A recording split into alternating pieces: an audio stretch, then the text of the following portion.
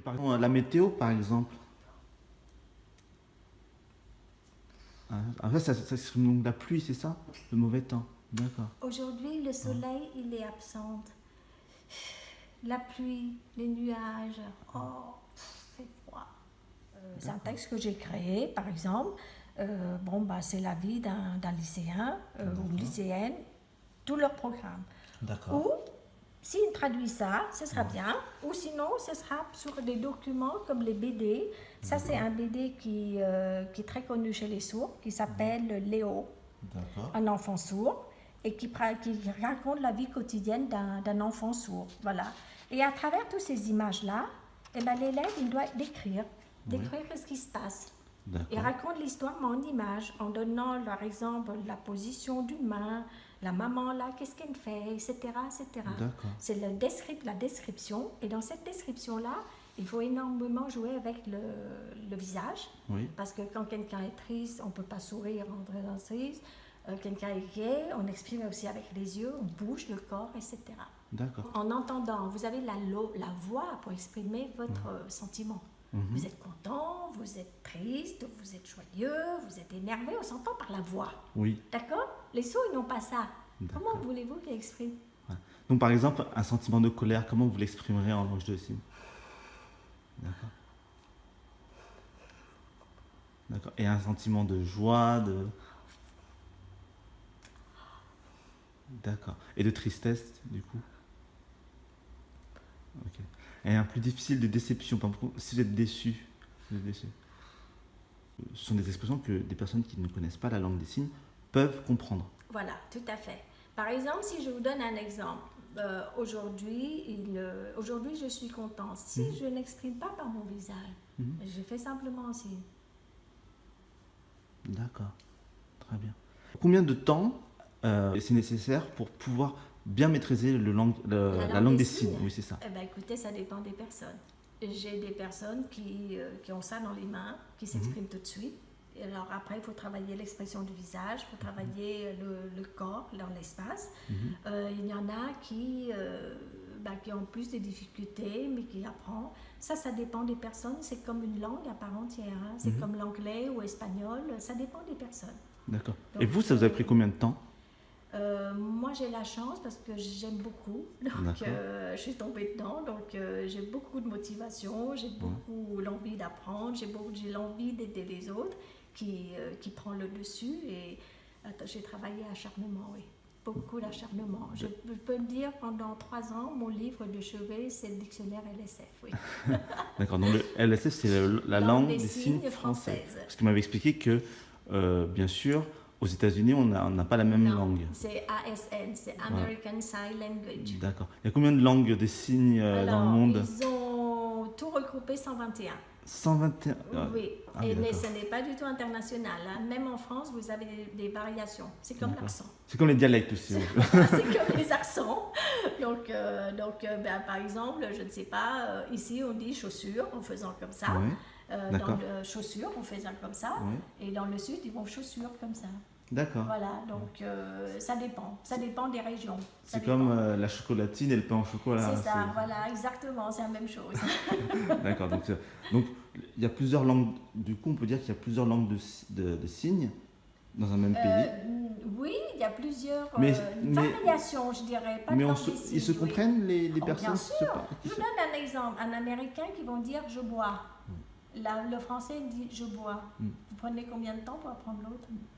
Pas beaucoup. Voilà. D'accord. D'accord. Voilà. Alors, vous intervenez en dehors de... Donc, vous êtes professeur, c'est ça? Je suis animatrice d'atelier. D'accord. Voilà. Il n'y a pas de professeur, il n'y a pas de... Ah si, il y en a, ils en ont des professeurs, mais c'est plus dans les écoles spécialisées pour les enfants sourds. D'accord. Moi, je développe le système où j'apprends aux entendants la langue des signes pour aider les personnes sourdes. Je prends le problème à l'envers. D'accord. Voilà. Les sourds, ils peuvent faire tout ce qu'ils veulent, non plus ça, ils font le maximum. Donc là, c'est à nous de venir vers eux, notamment dans tout ce qui est domaine santé. Parce que vous, quand vous êtes malade, vous allez chez le médecin, vous expliquez en 10 minutes, le médecin comprend qu'est-ce que vous avez et peut prendre en charge tout de suite. Une personne sourde qui vient au service d'urgence et la nuit, qui vont dire qu'ils ont ci, ils ont ça. Comment ils peuvent faire comprendre? Ça coince. D'accord. Et ça, ce sont mes expériences. Et votre association, donc, vous intervenez dans quel domaine vous intervenez dans votre association? Dans la ville de Meaux, vous intervenez beaucoup dans la ville de Meaux? Oui, beaucoup, Dans quel type d'action? Dans quel type d'action? Surtout dans les écoles. Quand les parents sourds, ils ont une réunion de parents d'élèves. D'accord. Impossible de suivre l'enfant déjà. Ça, c'est en première. Deuxième, beaucoup dans le domaine de santé. Ah, oui. Donc vous intervenez à l'hôpital? Non, ça dépend. Les personnes sourdes me contactent. Oui. Et des fois par SMS, toujours en SMS d'ailleurs. Oui. Et où je prends rendez-vous chez le médecin pour eux. Mhm. Ou je les accompagne pour dire qu'est-ce qu'ils ont, qu'est-ce qui va, ce qui ne va pas. Notamment en SOS médecin, oui, beaucoup. D'accord. Par contre, vous ne faites pas pour tout ce qui est justice. C'est un domaine que je n'aime pas trop. Et malheureusement, il manque cruellement d'interprètes dans le domaine justice. Énormément. Ça, on me fait appel déjà plusieurs fois, mais ce n'est pas un domaine que je suis à l'aise. Je fais de mon mieux. Par exemple, quand une personne porte plainte ou main courante, oui, là, je peux aider. Mais sinon, ce n'est pas quelque chose que je ne suis pas à l'aise là-dedans. Vous avez un chiffre du nombre de sourds qu'il peut avoir dans la région de Meaux, Pays de Meaux ou en Seine-et-Marne? Oh là, un chiffre exact, je crois que la mairie est en train de recenser. Oui. Je ne sais pas exactement. Au niveau national, je sais qu'ils sont 10%. C'est le chiffre exact donné par le ministère de la Santé. Il y a 10% de sourds et malentendants en France. Oui. Un muet peut aussi s'exprimer. Est-ce que c'est la même langue ou pas, muet et sourd? Non, en général, on associe une personne sourde et muet. Non, pas du tout. Une personne sourde peut exprimer par une voix. Oui. Mais la façon dont ils parlent, vous n'allez pas comprendre parce qu'ils n'ont pas appris à articuler comme nous. Donc, c'est une voix vraiment très grosse, très rauque, qu'on ne comprend pas distinctement. Oui. Et une personne muette, ils peuvent très bien entendre et ne peuvent pas parler. D'accord. J'ai suivi un garçon. Mais elle peut s'exprimer avec la même langue? Avec la langue des signes. D'accord. Voilà. Donc ça s'adresse à la fois aux sourds et à la fois aux muets. Oui. Les deux. La langue des signes, c'est pour les sourds et les personnes muettes, et aussi pour les malentendants, tout ce que vous voulez. D'accord. Pour les bébés aussi. Par contre, pour les bébés, c'est vrai, à un moment, c'est de la mode. Qu'on communique en signe avec les bébés, mais moi je suis on communique en signe avec les bébés répondent en signe, mais il faut toujours accompagner de paroles. Voilà, par exemple, est-ce que tu as faim? Il faut parler en même temps. Est-ce que tu en veux encore? Il faut le faire avec le geste. D'accord. Mais pas complètement coupé en disant encore, non, il faut que l'enfant développe aussi naturellement. D'accord. Voilà. Okay. Ah oui, les enfants développent. Ma collaboratrice sourde, elle a son mari et elles sont sourdes profondes. Ils ont 3 enfants qui sont entendants. Et les enfants, ils communiquent avec les parents en langue des signes depuis à l'âge de 4 mois. C'est une question vitale. Voilà, non, c'est au contraire, ils n'ont pas la parole, donc ils expriment en signes, même maladroite, mais on comprend bien. Oui. Moi, je vous ai rencontré, je vous ai vu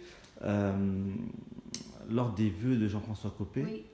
Vous avez traduit son discours. Comment ça fonctionne? Est-ce qu'il vous donne déjà son discours à l'avance? Pas du tout. Non, pas du tout. Ah, pas du tout. Donc, du coup, en fait, j'entends et je traduis. Parce que moi, je voudrais que les personnes sourdes connaissent, ils vivent un mot, mais ils ne connaissent rien de la ville. D'accord. Et ils ne savent même pas que le maire présente les vœux. Ils ne savent rien. Donc, il faut les faire sortir. Et pour dire que c'est une ville qui est en plein développement, etc. Donc, par le discours du maire, je suis plus ou moins volontaire pour le traduire. Et comment vous allez le dire, par exemple, que la ville se développe et que les impôts n'augmenteront pas? Comment vous l'exprimez avec le langage des signes? Bien sûr, tout est en signe. La ville évolue, développer, évoluer. Les impôts, il n'y a pas d'augmentation.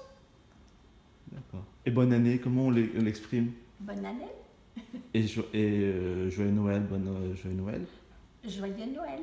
D'accord. Alors Noël parce que ça ressemble à la barbe. La barbe de Voilà. Noël. Et l'année, alors pourquoi l'année c'est Alors, vous avez la terre là. Ah oui. Vous avez le soleil. D'accord. Non, vous avez le soleil, pardon, et la terre là. La terre autour du soleil, un tour. Mais ça, ce sont mes mots techniques à moi. Hein. D'accord, ok. Alors, quand je donne un signe aux élèves, j'essaie toujours de leur donner les mémotechniques que j'ai créées. Ma façon à moi de voir les choses. D'accord. Voilà. Et du coup, lundi, comment on peut exprimer lundi, mardi? Lundi, je prends la première lettre de lundi. Ah, d'accord. D'accord, le L. Mardi, comme mardi et mercredi commencent tous par un M, on ne peut pas faire mardi et mercredi. Donc, on prend la deuxième lettre, mardi. Le mercredi, les enfants sont repos, donc ils sont contents. Okay. Le jeudi, ils sont contents parce que avant le mercredi, c'était le jeudi, jour de repos. Après, je recommence vendredi, le samedi et le dimanche. Vous voyez, même la façon où je fais, j'ai créé ma méthode en disant pourquoi on tourne. Parce qu'il y avait 24 heures. D'accord. Une journée. Exact. Voilà. Donc, ce sont mes mémotechniques à moi que je transmets aux élèves. Eux, ils sont libres hein, de chercher leurs mémotechniques. Hein. Et moi, je préfère donner le mien parce que c'est comme ça que je mémorisais. Et depuis combien de temps vous enseignez à Sainte-Marie? Alors, Sainte-Marie, c'est ma collaboratrice qui est sourde, qui intervient entièrement. Ça fait ta vous, c'est à Bossuet? Moi, c'est à Bossuet, à lundi, de temps en temps. Oui, à la mairie de Meaux aussi. Ah, j'interviens aussi. Alors, comment ça se passe pour la mairie de Meaux? À la mairie de Meaux, ce sont des agents, ils appellent ça des agents, qui viennent, surtout les agents qui sont en contact avec le public sourd. Et là où effectivement ils viennent pour apprendre, pour pouvoir accueillir. Et je suis très fière parce que... C'est votre association qui accueille, des agents de la mairie de Meaux. Nous, on se déplace à la mairie de Meaux pour leur donner les signes qu'ils ont besoin pour accueillir le public sourd. D'accord. Il y en a beaucoup, ça vous arrive régulièrement? Les agents qui apprennent là. Oh non, on continue là, on a une formation jusqu'au mois de novembre. D'accord. Voilà. C'est intéressant. Donc, oui, je suis très contente. Et surtout au musée de la Grande Guerre, c'est... Ah oui, alors comment vous allez exprimer, par exemple, dire les poilus ou par exemple la Première Guerre mondiale, comment on peut l'exprimer Première Guerre mondiale? Non, on exprime comme vous, normal, comme nous, les entendons normalement. D'accord. Alors, mondial, il y a le pistolet, le la jeu. Guerre. Ouais, d'accord. La guerre mondiale, ça c'est le monde. Oui, d'accord. Ah oui, mais c'est la même chose que l'année. Non. Ah, l'année, ça oui. Pas oui, pareil. c'est pas pareil, d'accord, Non, très bien. pareil. C'est les points qui tournent et là c'est la main. Mais D'accord. pour les sourds, on voit tout. Hein. Dès qu'il y a un petit doigt qui sort, on voit tout. Hein. D'accord. Par exemple, quelque chose qui est très, très flagrant, nous, entendons, on dit écoute. Les sourds, ce sera écoute. Parce que pour écouter chez eux, c'est le regard. Bien sûr. Voilà. Bien sûr. Voilà. C'est ça. Donc le téléphone, c'est plutôt ça alors du coup. Ah non, c'est le téléphone. Ah oui, d'accord. Le téléphone, il est comme ça. Oui, parce que les sourds n'écoutent pas le téléphone. Donc ce sera plutôt le portable. Et j'envoie le message. D'accord. Voilà. Très bien. Super. Allez-y. Vous voyez tout ça, tout est décrit en langue des signes. C'est-à-dire une personne qui arrive à l'hôpital, qui connaît pas la langue les soignants ne connaissent pas la langue des signes, ils n'ont qu'à suivre ça. Et les sourds, eh bien, ils regardent leurs signes et ils comprennent. Voilà. Ça, c'est tout l'accouchement, tout le long. On n'a qu'à suivre les itinéraires et qu'on peut mieux prendre en charge. Vous avez service d'un accouchement. Est-ce que vous allaitez? Vous prenez le biberon? Quel est le prénom du bébé? Tout ce qui est classique, sans passer par... Comment on fait pour les prénoms, par exemple? Comment on fait pour donner des prénoms? Par exemple, si je dois vous dire... un exemple, Céline Dion, comment vous l'exprimez en langage des signes? Ah ben déjà, Céline Dion, chez les sourds, elle n'est pas connue. Hein. D'accord. ou par exemple, le nom du président de la République. Par exemple, si Monsieur Macron. Ils prennent les signes de ce qu'il y avait, on appelle ça les signes sourds. Hein, c'est comme ça. Donc Monsieur Macron, c'est ça parce qu'il avait une patte là. D'accord, Monsieur Macron. Et François Hollande, comment Hollande, parce qu'il a je crois, une crâne de beauté quelque part là. D'accord. Et Nicolas Sarkozy, par exemple? Sarkozy. Ah, d'accord. et le général de Gaulle, par exemple? Le général de Gaulle. D'accord. Voilà. Donc en fait, ils interprètent des traits du visage. Ou un mimique, Chirac. Voilà. Vous voyez, Simone Veil, par exemple. Ouais. Et vous avez, qui c'est ce que c'est? Balladur. Voilà. Oui, ben, les personnages, ben, ils me donnent des signes. Comme Et, par et exemple, Jean-François Copé, comment on l'aurait Copé. C'est accent aigu. C'est accent aigu. D'accord, Copé. ok. Bon, d'accord. Et du Voilà. coup, ça, qu'est-ce qui le détermine, C'est l'identité. Par exemple, moi, je suis vietnamienne. À chaque fois, on va pas me dire bonjour, je m'appelle THI, plus loin MY. À chaque fois, je ne vais pas faire ça. Oui. Donc, les sourds m'ont donné ce signe-là. Ça veut Mais dire, comment ça se décide? c'est enfin, en fonction de votre physique. Mais est-ce que Le vous caractère. réunissez? Parce que, par exemple, Copé, comment être sûr que la personne qui vous... Ah, ça, c'est les communautés des sourds qui D'accord. décident entre eux. Hein. D'accord, Voilà, donc elle a dit, bon, bah, le maire, Monsieur Copé, voilà, c'est ça. Donc d'accord. ça se transmet. Par exemple, la ville de Lagny, ils ont fait ça. Pourquoi? Parce qu'il y a beaucoup de signes. Il y a des signes. Donc Lagny. À Meaux, il y a deux sources différentes. Nous, ici, les habitants de Meaux, on fait MX. Les habitants des autres villes, ils vont dire Meaux. Parce qu'il y a un pont. D'accord, Voilà. ok. C'est comme ça. Ils appellent ça le signe source, c'est une identité. Hein. En fin de compte, c'est une identité d'une personne. D'accord. C'est très Voilà. intéressant. Et Seine-et-Marne, alors, du coup, comment on pourrait Oh exprimer? non, c'est 77, 77. D'accord. Par exemple, Journal Seine-et-Marne, ce sera Journal Seine-et-Marne. D'accord. Donc, Mac Journal, 77, ça se dirait comment? Journal 77. D'accord, très bien. Voilà. Et vous êtes journaliste. Parce que c'est l'interview, journaliste. Voilà. Très bien. C'est les paroles, on écrit sur les murs, mais modifiées. D'accord. Ce sont des personnes des personnes handicapées, si je peux bien, j'aime pas trop ce terme, qui ont créé d'autres, qui ont changé les paroles. D'accord. Donc, Voilà. comment on pourrait l'exprimer ça? Par exemple, écrire sur un mur. Alors, écrire sur les murs le nom des personnes qu'on aime. Des messages pour les jours à venir. On écrit sur les murs avec l'encre de Noël, je crois, avec l'encre de Noël, on dessine pour exprimer ce qu'on veut dire. Voilà, donc ça c'est le refrain, et après vous avez le deuxième couplet. Partout autour de nous, il y a de l'espoir dans les regards. Et après c'est... je ne sais plus, ne connais plus la parole exacte, et on écrit pour prouver qu'il y a des preuves, parce que le temps efface toutes les traces. Voilà.